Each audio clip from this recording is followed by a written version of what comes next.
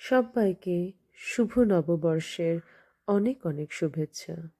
বড়দের প্রণাম ও ছোটদের অনেক অনেক আদর জানিয়ে আজকের দিনটা শুরু করলাম। আজকে সকাল 4:30টার মধ্যে ঘুম থেকে উঠে বাড়ি পুজো কমপ্লিট করে নিয়েছিলাম। কেননা আমি আর মনে ঠিক করেছিলাম আজকে সকালে মা বিপত্তারিণীর মন্দিরে যাব পুজো দিতে। ওখানে কিন্তু সকাল 6টার আগেই চলে গিয়েছিলাম, কিন্তু এসে দেখলাম বিশাল লাইন। পুজো নাকি সকাল 4:30 থেকে শুরু হয়ে গেছে, কিন্তু মায়ের দর্শন আমরা খুব সুন্দরভাবে পেয়েছিলাম। খুব ভালোভাবে পুজো কমপ্লিট করতে পেরেছিলাম। আর বাড়ি ফেরার পথে মার কাছেও ঘুরে এসেছিলাম। মাকে বলেছিলাম ফেরার পথে কচুরি নিয়ে আসবো, কিন্তু এত সকালে কোনো দোকানই কচুরি রেডি করতে পারেনি, তাই কচুরি ছাড়াই মাকে প্রসাদ দিয়ে বাড়ি চলে এসেছিলাম। আজকে নববর্ষের মেনুতে ছিল ঢ্যাঁড়স ভাজা, দই কাতলা আর চিকেন কষা। ডেজার্টে বানিয়েছিলাম ব্রাউনি।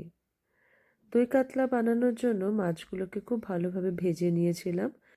এরপর একটা বাটিতে জিরে, ধনে, হলুদ, নুনের একটা মিক্সচার বানিয়ে রেডি করে রেখেছিলাম।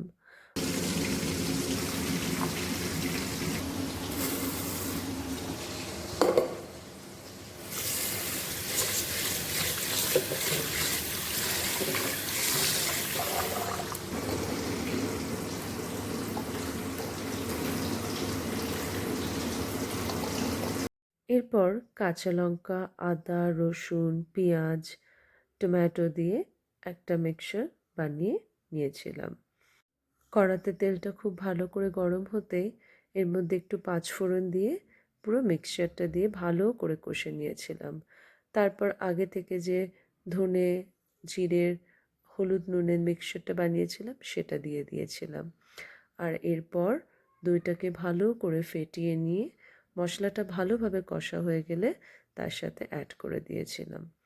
আর একটু ভালো করে কিছুক্ষণ কষিয়ে নিয়ে এর মধ্যে অল্প একটু জল দিয়ে গ্যাসটা সিমে করে কিছুক্ষণ রেখে দিয়েছিলাম। তারপর যখন ভালো করে ফুটে গেল এর মধ্যে দিয়ে দিয়েছিলাম আগে থেকে ভেজে রাখা মাছগুলোকে। আর এর পাশে পাশে একটু তো ক্লিন করে নিতে হয়, যেটা আমাদের অভ্যেস। আর শেষে টেস্ট আরেকটু এনহ্যান্স করার জন্য দিয়ে দিয়েছিলাম ঘি। আর তারপর বানিয়ে ফেলেছিলাম চিকেন কষাটাকে। খুব চটজলদি যতটুকুনি ইনগ্রেডিয়েন্টস দিয়ে বানানো যায় সেরমভাবেই একটু মাখো মাখো করে বানিয়ে নিয়েছিলাম। এখানে একটা জিনিস একটু আলাদা করেছিলাম, চিকেনগুলোকে 1 ঘন্টা আগে থেকেই দই মিশিয়ে রেখে দিয়েছিলাম ম্যারিনেশনের জন্য। মশলাগুলো যখন কমপ্লিটলি কষে গেল তারপর আমি দই দিয়ে মাখানো চিকেনগুলোকে এক এক করে তেলের মধ্যে দিয়ে সাদামাটা কিছু মুহূর্ত, কিন্তু অনেক অনেক আনন্দ নিয়ে আমার আজকের নববর্ষের দিনটা এখানেই শেষ হলো। আজ এখানেই শেষ করলাম, পরে আবার কথা হবে।